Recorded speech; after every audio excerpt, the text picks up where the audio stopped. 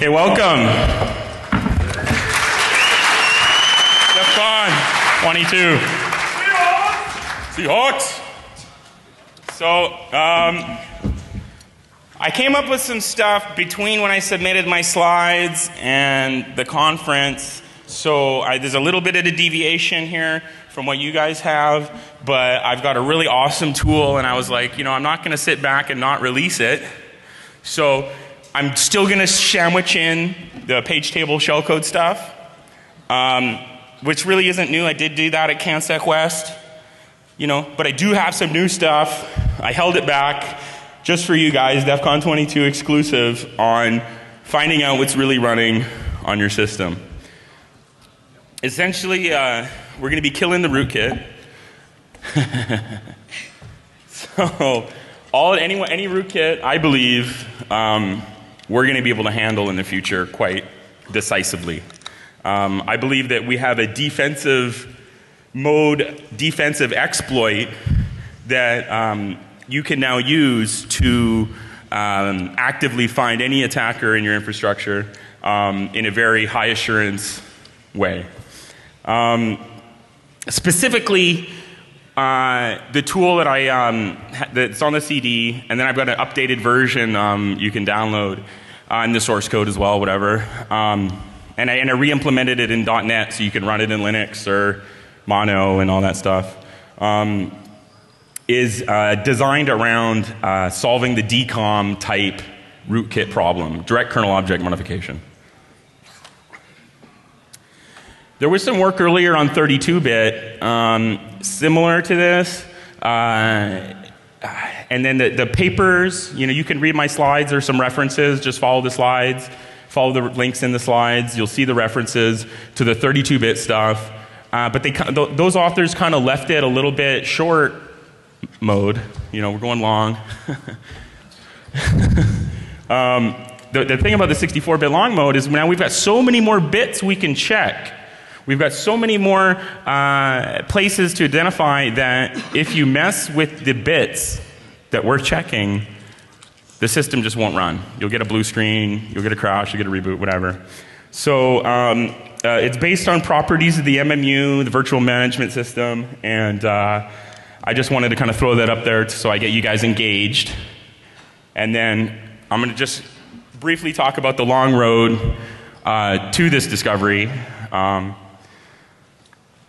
So Barnaby Jack, just give him a quick toast here. Forever in our hearts and minds.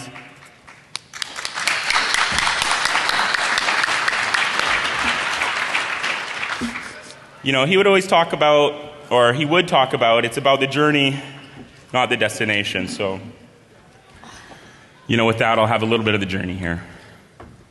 13 years ago, I was here at DEF CON. I did ADM Mutate. I guess I invented or first released a toolkit for polymorphic shellcode, and then like Spoonman put it into Metasploit, and that's probably the version all you guys are running. But so that was 13 years ago, and you know, the more things change, and of course, the more they stay the same. You know, and a lot of these attacks get recycled and brought back. And you know, when I was before I made the discovery on this rootkit detection stuff, and you'll see how that links in with the page table stuff. You know, I thought about even just like doing a new patch for ADM Mutate. I was like, hey, 13 years later, I still get the same code I'm talking about. You know, I thought that'd be a little bit funny. But you know, I just wanted something a lot more practical. So. What you guys have now on the CD, I'd love to get some feedback on what your experiences are with this detection technique. And it's definitely a million times more practical than just another attack, just another encoder, just another thingy. You know, an attack is hard and stressful, you know, and people get a lot of kudos for their attacks. And but you know, it all ends up, it's fun. You know, exploiting stuff is definitely fun, and getting that shell code and getting those root shells and you know, whatever. I mean, it's fun until it's scary. I guess that should have been the last part. Scary, fun, scary. And defense is just a hard stress. That's kind of That's the hard part of defense. And I'm going to try and energize you guys and try and change some of the way we're kind of thinking about defense. Everyone's like, yeah, attacking for fun and profit. I don't think I've ever seen a defense for profit or defense for fun. I've never one talk. Defending my network for fun. What? Really? So, it's obviously the quarterback usually gets the headlines. He's making the points. The defense just grinds it out. So, and then, I got this a couple times in here. Just say, let's hear it for the D. Defense! Defense. I lost my voice, sorry. So, Fence! when I say D, she's going to yell fence. Help her out, though. She lost her voice. So. I lost my voice. So the idea here is that the tool that I've given you on the CD, or if you want to download the .NET version, which is a slightly enhanced check, it's got 2 different modes instead of the 1 mode check on the CD. Less bit checking and a little bit of logic. Anyway, sort of a defensive exploit. Anyone that's been exploited, anyone that's been hacked, sucks. Sucks getting exploited. Some things that you can do, though, on the defensive side is, you have this historical knowledge and you have an ability to maybe post-process some of these events in, the future, right? Storage is cheap. I'm going to keep my memory dumps around from any incident forever because, maybe there's something I missed. I'm really kind of fanatical about that. It's like, hey, did I miss something? When I do like a forensic or when I look at the memory, the physical memory of a machine, it's like, okay, how do I know I've looked at everything? Did I miss something? I'm always checking myself. I always like to say I'm like one of the worst programmers ever. And that makes me a good code auditor because I've got 0 assumptions about any function call. Like I'm like, like checking man pages, like every line, no problem. So what we've got today is the death of DCOM, which is the direct kernel object modification stuff. Process hiding is dead. Anyone doing process hiding rootkits? That's like, they might as well just be like a wrapper or something else, like easily detectable, I don't know. But that technique is effectively dead now. There's no hiding from it. I'm going to digress a little bit. Also 13 years ago, there was like this insane bash assembler thing. Kind of blows my mind, right? Like what goes on. This guy wrote like an assembler in bash. And, so you just think about things. People have been kind of doing this stunt hacking, these stunt tricks for a while. And that was kind of my talk. It was like going to be like this stunty thing with page tables. And then, so anyway, that's probably a little bit why I'm cutting it a little short. I didn't want to be too hackneyed and too just like another stunt. I'm giving you something real. This is something super real. Okay? We're going to find... Go, babe.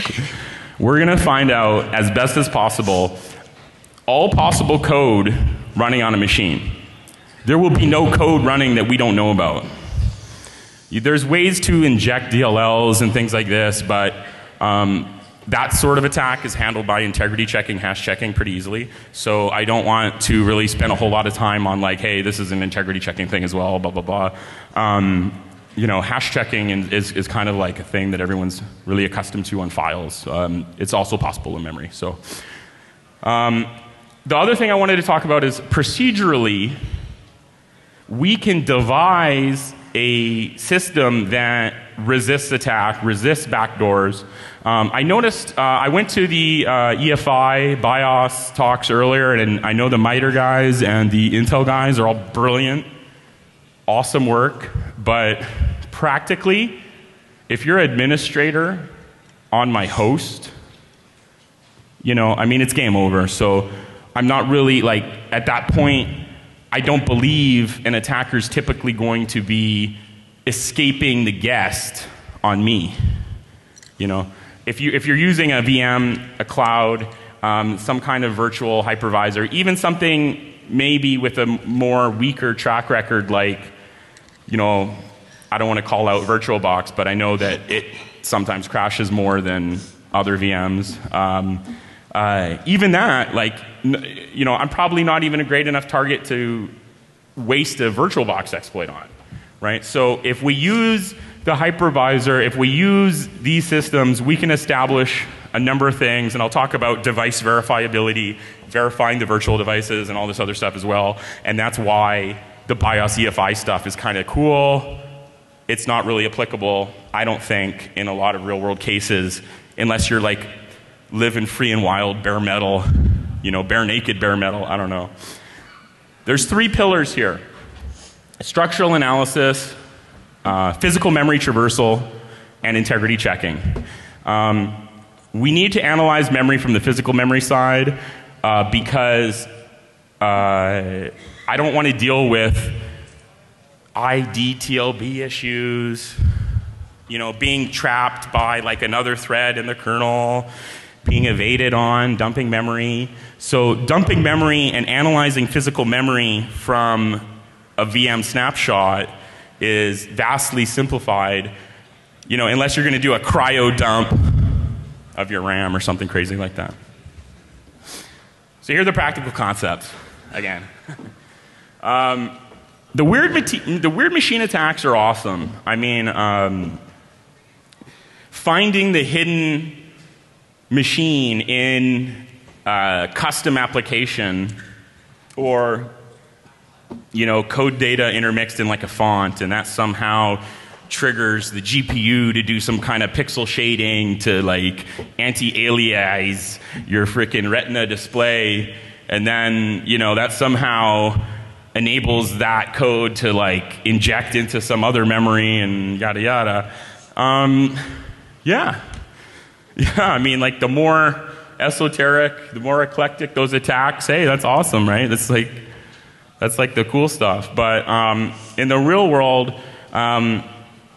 you know, procedurally, we want to adapt the home field advantage to use defensively this structure. I mean, I've been using a hypervisor for like 10 years, right? I don't know. I mean, everyone else, you know, probably the same.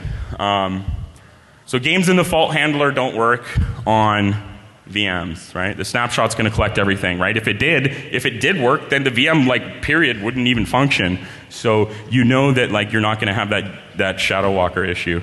The BIOS firmware EFI stuff doesn't work either. A lot of VMs don't even support SMM. People are talking about SMM like it's something that still goes on. Well, you know what? There's a lot of hypervisors you can't even get into SMM from the guest. So, you know, you're going to need that VM escape, right? I think that's something that people forget. Like, oh, wait, oh yeah, that's after I escape the VM. Well, you know, I'm not the DoD, and you're not China probably, and you're not, you know, wasting that exploit on me. Maybe those guys do, but another couple cool properties about this thing that you'll see is that nested page tables is not really an issue either. Things like that. So the page table shellcode stuff was, you know, something devised to work on just evolving our understanding of systems and go, okay, this is cool. I can kind of implant memory up until Windows 7 by just, it's sort of a complicated thing, but I'm just going to gloss over it really quick as well. But the motivation was to help understand physical memory systems. So until Windows 7, or after Windows 7, this got fixed. So none of the page table shellcode stuff worked anymore, and I was kind of like de-incentivized to work on like a information disclosure on how to make it better, how to make it weaponized, how to make it like awesomer. If you want to look at this other reference here, the page fault weird machine instructions and instruction-less computation, that's such a mind-melting paper. I mean, they found a way between the interaction of the page fault handler and mapping the TSS and the GDT and doing this crazy faulting. So the faulting itself in the CPU that would normally be like bringing pages in and dealing with invalid instructions and these sorts of things, that interaction actually read and wrote memory. So all you need is the primitive to read and write memory, and you can kind of coerce that into a weird machine. And they wrote a little compiler for it. It's pretty amazing stuff. Here's an explanation on what the virtual address space looks like on x64. I took this off of Code Machine, also pretty interesting site with lots of other low-level stuff. We can see here that, obviously Microsoft has done pretty good. The second row here, you can see that the PTE space is now non-executable. Hyperspace is now non-executable. Microsoft has been doing a good job at reducing the surface area of like what's executable in kernel space. Other people talk about sign drivers, and Joanna had that one attack where she like injected code into the hibernation file and things like that. That was really awesome. They've been working on reducing this stuff. So again, they did patch this stuff. One interesting thing I want you to look at on this slide is look at that left-hand column, that start column there. Those addresses aren't just random. Some of those ranges, what that correlates to is entries in the root global page table. And they can mark security at that root level to kind of adjust the permissions in the entire address space. Here's the actual page table shellcode weird machine. Win7 and earlier, we can actually emit shellcode or emit code into the kernel on Windows 7 and earlier. So I know I love when I was not going to upgrade to Windows 8. I don't know anyone else. Like I was like, I'll wait for 9. But I'm telling you, they did a lot of security. Windows 8's a lot better in the kernel. There's a lot of really interesting things they did. 8.1, they brought back the start menu, so it's like, oh, great. By just doing a virtual alloc in user space, so not as an administrator, unprivileged user, remote user, even a remote user, if I'm interacting with a service, on like a web server, when I send a request to that server, when it allocates memory to receive that allocation emits executable information into the kernel space. So, what that means is like, I can do a ROP right through that. I can get code into the kernel by just reserving memory, which is pretty powerful, which is pretty interesting. Those E's there, that means that's executable. And then, it wasn't bounded by the amount of physical memory. Just by reserving the space, you would have that area as well. This number here on the left, if anyone knows what that number is, feel free to yell it out. You can't see? Oh, sorry. I assumed people had the slides and stuff. I'll explain later. So again, it's dead, frowny face, or indifferent emote face. If you do want to kind of look at how the kernel in Windows 8 interprets exceptions and KI page fault and how the page fault handler, the internals of it work, feel free to step through it. In this particular stack trace, I was actually pretty perplexed for a while why, if it was patched, I wasn't getting a straight abort exception. This is actually, I guess, a DOS. It'll spin a thread to infinity. And again, so I didn't really, I spent some time kind of wrestling with, okay, I'm going to do this as like a ADM mutate update. Maybe they released this .NET compiler thing. Maybe I'll do a compiler. And I was like, maybe I'll do it as a bash script. And I was like, it's really hard to deal with those nulls in bash. And No. So what I did find along the lines was this upcoming technique, and I'll show you in a second on the build up to it. This is going to be the build up. This is going to be the longest build up to one line of code you ever saw. This is one line. This whole technique is one line. It's a big one line, but you know. Instead of doing another attack, instead of trying to be like, just this is how cool my hacking is, this is how cool my stunts are, I'm going to give you a defensive exploit. I'm going to obsolete process hiding. Anyone that does forensics, anyone that does any kind of incident issue, you know, dealing with hidden processes, dealing with this APT threat or whatever you want to call it, is kind of a pain. And now, like after this talk, you can qualitatively say, like, absolutely, you fucking found everything. I did look at everything. There's no hidden process, or maybe there is something new, and no rootkit is safe that I know of at this point. Especially, I mean, and again, in a hypervisor. If you're dealing bare metal, you know, maybe you're a masochist. I don't know. Let's hear it for the D. Fence. Come on, everybody. I have no voice now. Help me out here. So there is a sign code example, AMD64. I'm going to be porting it to other architectures soon. The only reason it doesn't work on all architectures immediately is because a property that I'm detecting is something to do with the MMU, and on different operating systems, it's in a different offset. But if you guys, if anyone is a harsh kernel debugger with like OS X or Linux or FreeBSD, and you know you want to help me like with that foo, that'd be great.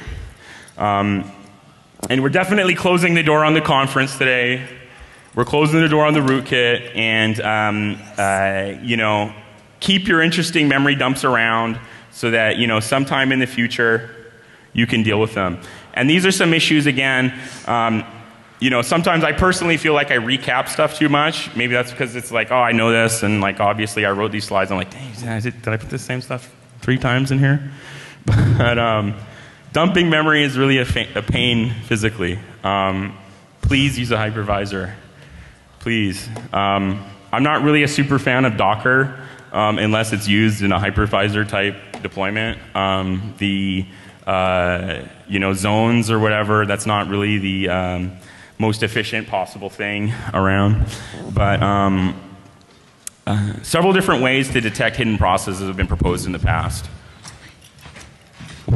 Are you guys the ones with the shots, or where are the shots? I was told if I came up here, I'd get some shots. Wait a minute. Raise your hand if you're a first-time speaker at DEF CON. No, he's not. He spoke 13 years ago. Oh. Raise your hand if you're a first-time speaker at DEF CON like 15 years ago. All right. What does that mean? Allison gets a shot too. I was. All right. She's brave. Yay. So dumping memory is a pain. Thank you. Oh no. Oh no. Sorry. Spill in aisle 3. Spill in aisle 3. Oh, Brown. What? I hope not. Scanning can be slow and it's a pain. The technique I have is single pass.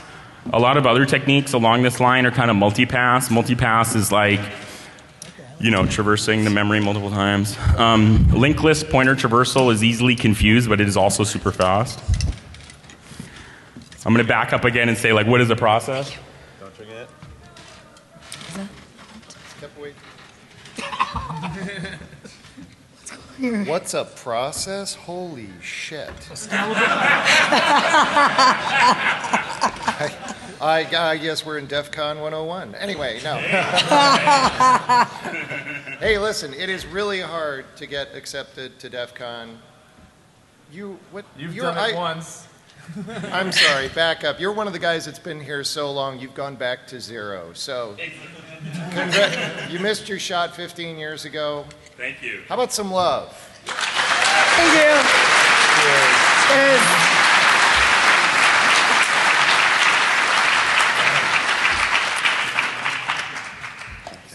No, you want to take the garbage. It definitely is an honor and a privilege, and thank you very much for having me. And that's especially why I wanted to bring you guys something fresh and something new and not just another stunt hack.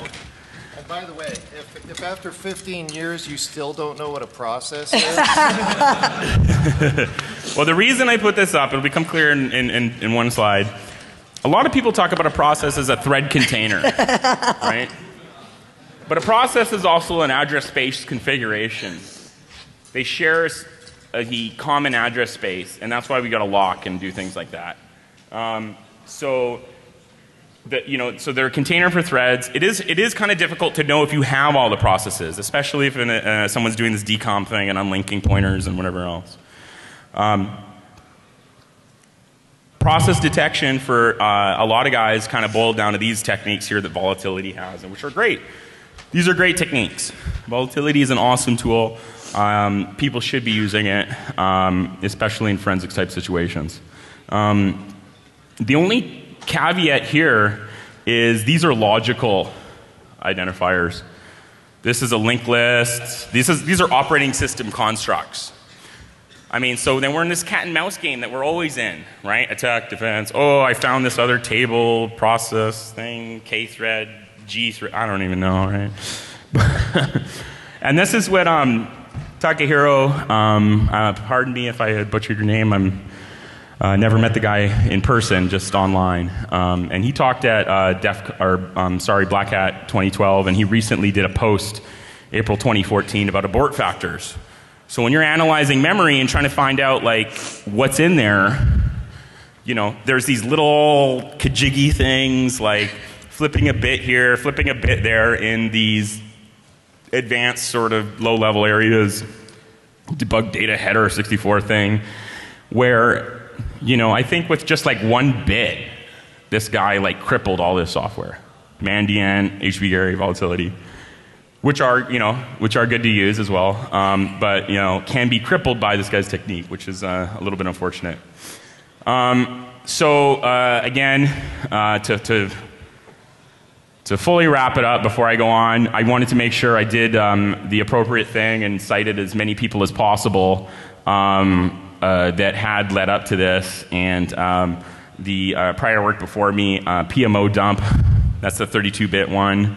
It's great and everything, but 32 bits, we just don't have the assurance level that we do on 64. So please go to 64, use a hypervisor, high assurance, you found everything. This technique that I'm going to be showing here in one more slide, the integrity of it, how easy is it to attack this thing? Well, can I make it non-abortable? Yes, I can. The current check is really good, and I would appreciate anybody coming to me with some updates or everything else. This is a quickie to just show you what a PFN is. A PFN is a page frame number. This is like a physical address in the memory dump. Virtual addresses are those bigger numbers usually, but a PFN is what the hardware specifically looks at when it's like number 1 is the first 4K, number 2 is the next 4K. And then here's a slide from Microsoft where it almost shows everything. Essentially what the detection technique I have is based on self-mapping page tables. This CR3 register is the register in your computer that when you switch processes, this register changes and gives you a new address space. And this is what actually gives you the process isolation. Okay? So at the root level, CR3 pointer. And then we've got these other pointers that are kind of like, you see this one kind of pointing back to itself. So that's really handy. It's pointing back to itself in a way that we're going to be able to leverage that to identify any point in time where we can find a page table. And because each process has a page table, inherently we're going to find every process by detecting every page table. It doesn't matter if it's a kernel process, so there could be 2 supervisor processes or something like that, something super weird like a weirdo patched out kernel. That's possible. But definitely, we'll find everything. As well, if you want, any of the Linux guys out here, You know, if you want to help me evolve this technique for Linux or something like that. Here's a huge paper on, or discussion about the self-map trick in Linux, on IA64 no less. So it is cross-platform, cross-architecture, process detection. And this quote here kind of goes down the line of like, okay, the kernel developers really wanted this flexibility when they're dealing with managing memory, right? Having this pointer in there really makes it flexible for them in leveraging you know, memory allocations and dealing with processors or whatever. So the great thing about it is that it exists for all processes. If you know WinDebug or some other debugger, and you at the current, you know, doing your kernel debugging, you can go exclamation process 00. This gives you these registers, these CR3 base registers, the page table base directory pointer, whatever you want to call it. It's a really long thing to say all the time. CR3 is a lot shorter. So exclamation DQ is like the physical memory dump. So DQ is dump quad word, but exclamation DQ is dump physical quad word. What we're going to see here is when you do that at the base register for CR3, okay, this is going to be the very first quad word. So it's null.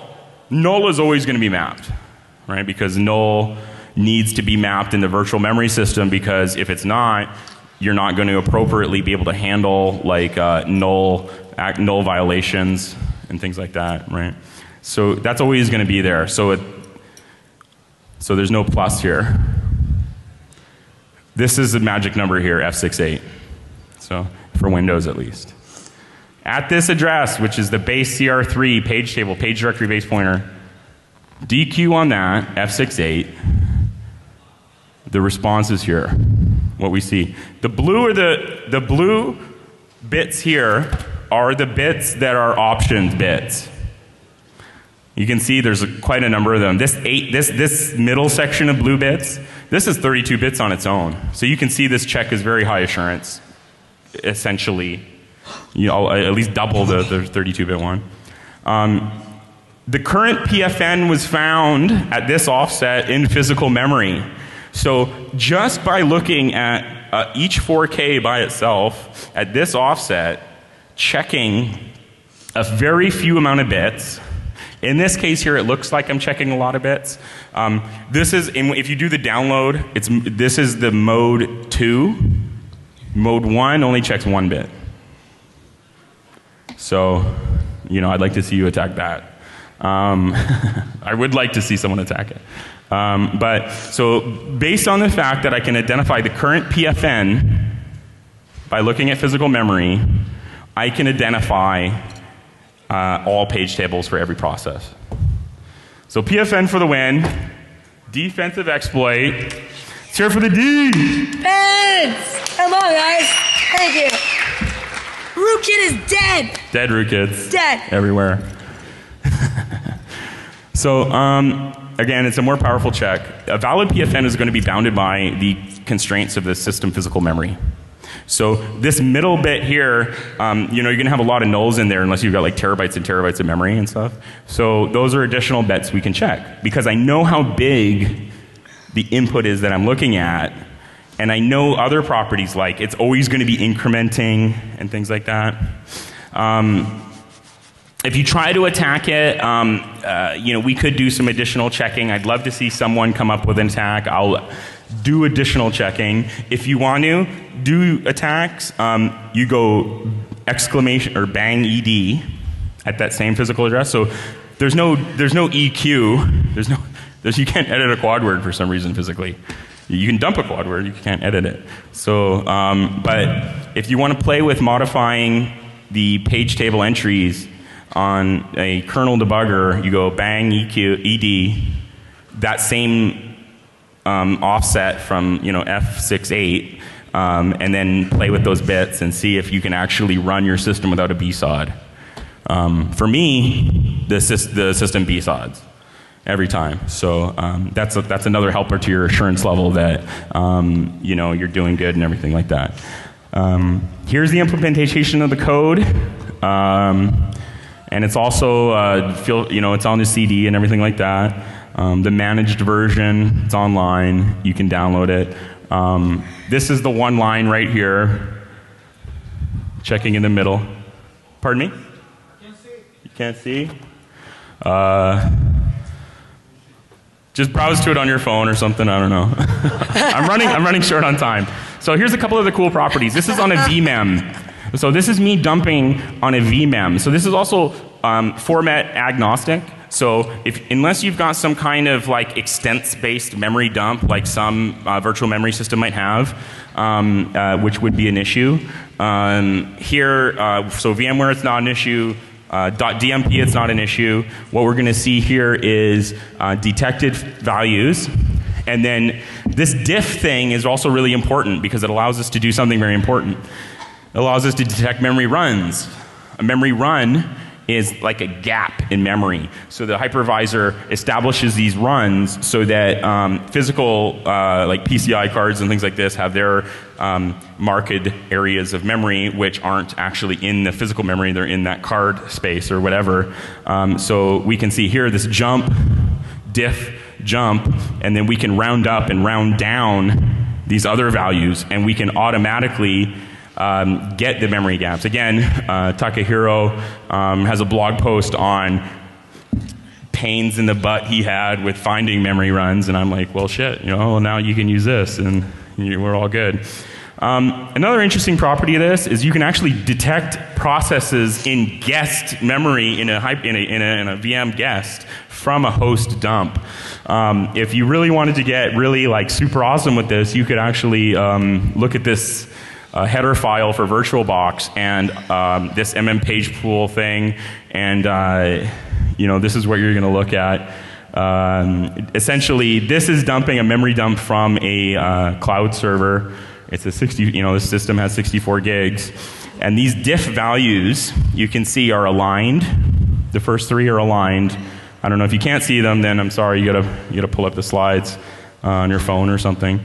And then we see the skew here because a VM doesn't necessarily, it's allocating memory off the heap on the host. It's not doing it physically, right? So these diffs start to skew, and that's where you're going to have to use that mminternal.h to like demux the offsets and things like this, and it's going to have other structs in there that handle pointers and whatever. And you can see this 187 here. Scream 187 to a motherfucking god. What? So 187, I don't know. It's always like the fucking physical page frame number for kernels. Yeah. For some reason, 187 is like always like the PFN for like a kernel. I'm like, whoa, okay.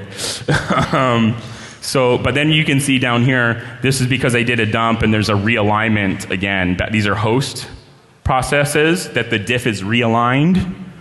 These unaligned ones are in the guest. Also, guest memory doesn't necessarily wipe on the way out. The future is kind of like, okay, well, these weird machines are still happening. This is a tool that Microsoft research guys did. They've got access to the source. They've got a lot more metadata than we do. What that means is, maybe we can use public symbols to the rescue. Sort of. RTTI. There's a lot of anti-ROP attacks that we can then leverage. An anti-ROP attack thing kind of needs to understand the stack and be able to analyze return addresses and make sure they're pointing at the appropriate place, which is also totally possible. So anyone doing ROPs, ROPs are so easily detected. It's not even funny. In summary, there are some issues possibly with GPU. I'm not so sure the EFI stuff is going to work that well from a guest. And then again, finally, we've got this defensive kind of active protection system that you could also try and use, which combines this process detection with integrity checking.